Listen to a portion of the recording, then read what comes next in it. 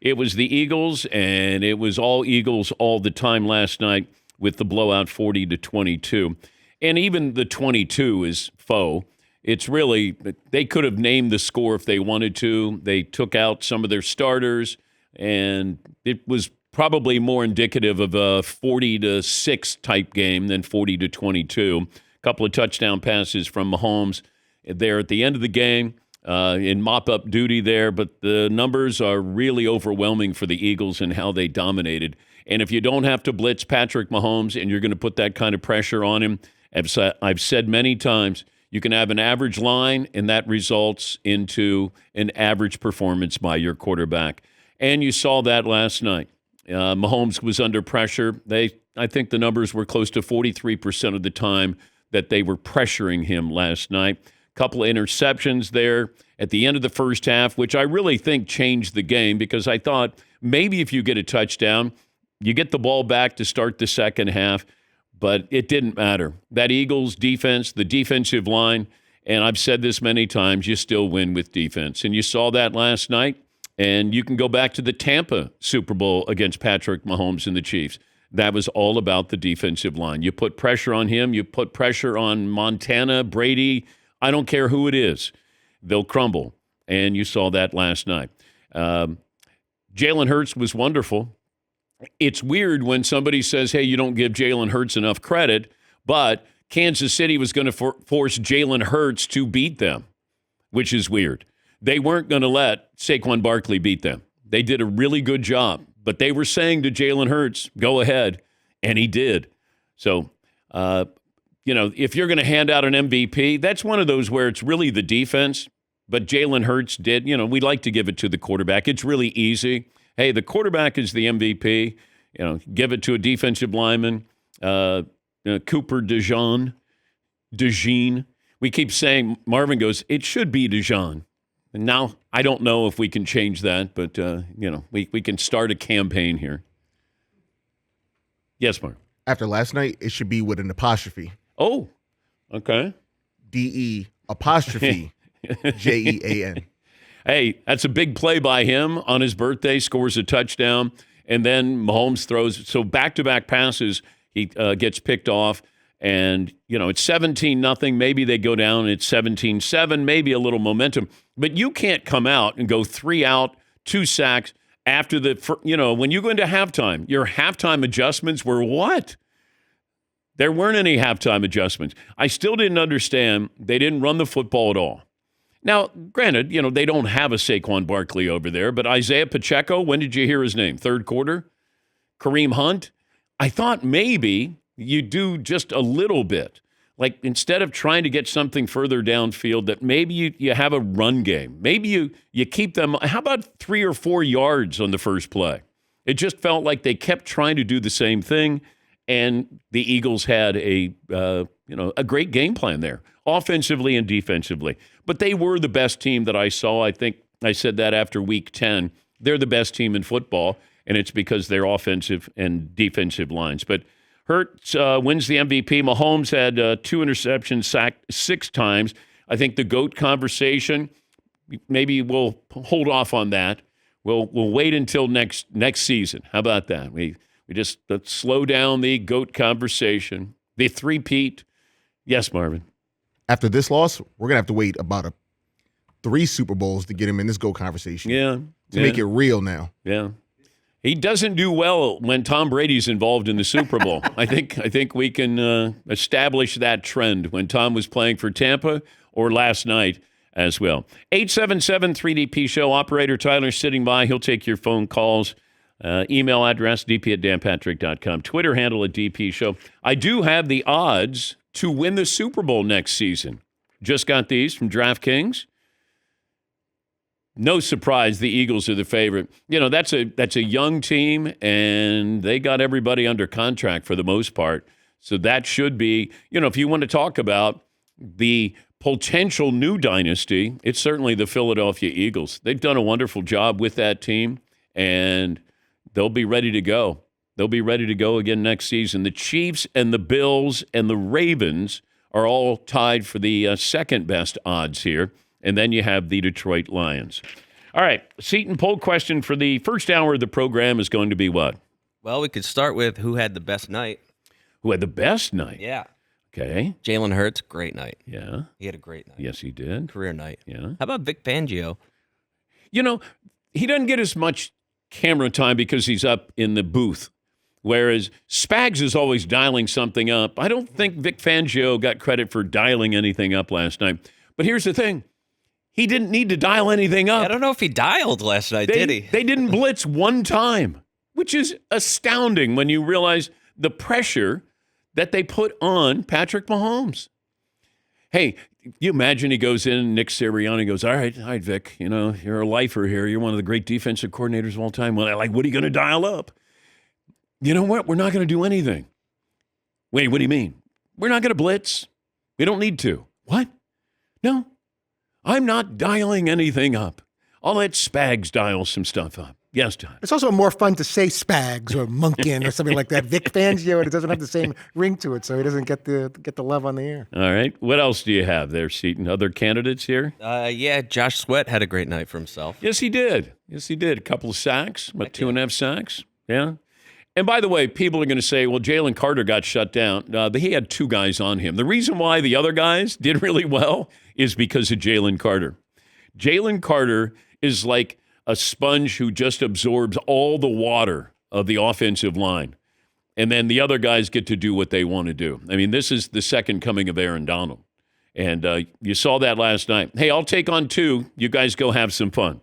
Who else is in there, Seton? Well, you mentioned him. Cooper DeJean had a great night. Yes, he did. That's an awesome play. How about Tom Brady, the quarterback? Yes. Tom Brady, the quarterback, had a great night. Yes, he did.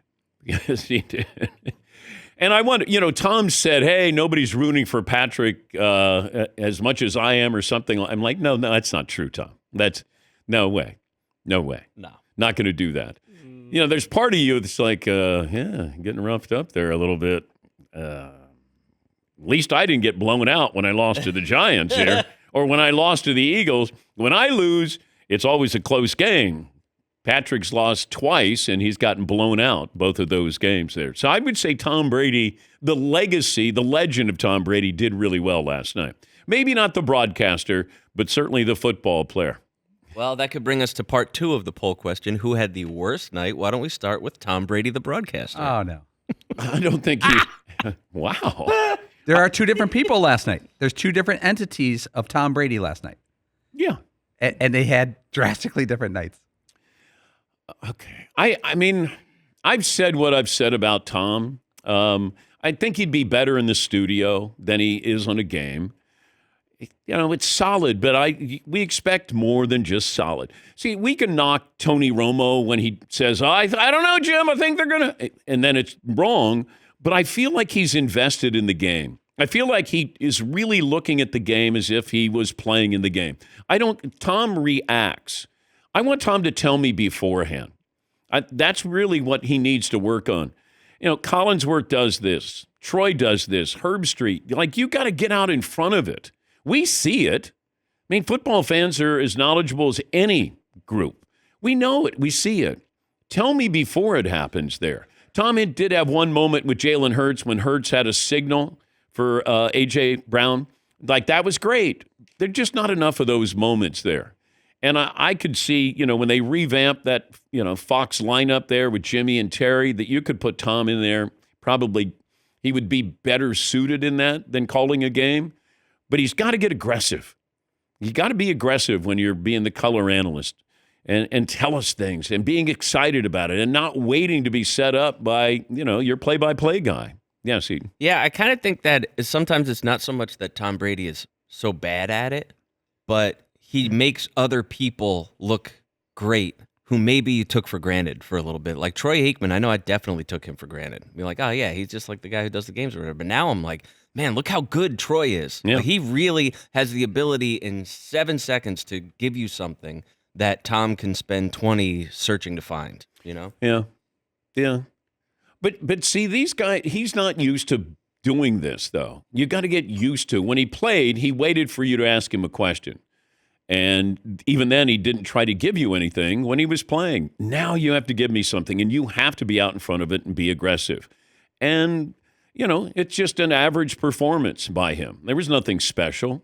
The watch he was wearing is $600,000. I know that. So that was special. And, he and Kevin, they looked freshly coiffed and, they were ready to go into battle there. Who else are you putting on that list there, Seton? Let's see. Who had the worst night? Well, Patrick Mahomes. We've covered that. Yeah. Well, why don't we stick with the broadcast for this one? The Fox graphics team. Paulie spent a lot of time on the graphics, I think. As an old guy, I'm like, all right, I can read this. It was a little too big. For the site challenge? Yes. Okay. Yes, for over 50, you're going, I can read everything there. It's not too cluttered up there. It was just a little too large. That's all. Just a little too large there. What else do we have? Yeah, it's weird because there was like less to it, but it took up more space somehow. Yeah, Paul. Yeah, and the other thing, it's very dangerous to unveil your graphics during the Super Bowl. You have a mass audience judging you, and most people don't like change whatsoever, even if it was decent. But they felt like bloated and puffy, like they'd been stung by bees, the graphics, and they took up a lot of space, even though that was not their goal, I don't think. What else do you have, Seton? And it's also not something that they just sort of whipped up. Like, take 5 minutes. Here's our new graphics thing. They took a very long time and went over generation after generation of this one bug that took a while to do that. Let's see. How about Joe Shane? Oh, the Giants GM? The Giants GM who got rid of Saquon Barkley. Jeez. Too soon, Steve. Dang. Even though the Chiefs did a great job in shutting him down. They did. Because they said if we're losing, it's going to be because Jalen Hurts beats us. Who else? How about your buddy Nick Wright? Oh, winner. Wow. How was his night? Wow. I texted him. I didn't hear back from him. Big Kansas City Chiefs fan, came on, said this could be the greatest team in history, greatest season in history. I think you got to lump them in with the 73-win Golden State Warriors and the 07 Patriots who lost in the Super Bowl. But, yeah, Nick probably didn't have a good night last night. No. Who had the worst night? We could throw in Taylor Swift on there. People want hers. Tay-Tay did not have a good night, and they were booing. Yeah. How about Drake? Speaking of people who didn't have a good night, that wasn't great for him. Oh, dear. Imagine not even being there and having a bad night. I think he's in Australia right now. No, he had to go as far away as possible. Tried to go to the exact opposite side of the world and still can't outrun this. Gone to the moon. And then when Serena came out, Serena dated Drake, and I'm like, golly, Kendrick Lamar is not taking prisoners here. Yeah, there's something about Serena Williams crip walking during the Super Bowl halftime as a petty way to get back at some dude that Kendrick is beefing with. It's just, my God. I don't know how many worlds are colliding there, but that is something. Dang. Yes, Marv. Kendrick's a psychopath. Hey, Serena, one of the most famous entertainers of any kind in the world. Hey, come on stage. You want to get on back screen. to Drake? Hey, 8 seconds. Are you in? And she's like, yes. Yeah. And they're both from Compton, by the way, too. So there's that also. Do you want to get on stage in front of, 100 million people and get back at Drake? Sure. All right. This is what you need to do. Because when I saw it, I was like, that looks a lot like Serena, but that can't be Serena. And then it is Serena. And then I'm going, oh, that's right. She went out with Drake. Sounds like fun. I'm in. Yeah.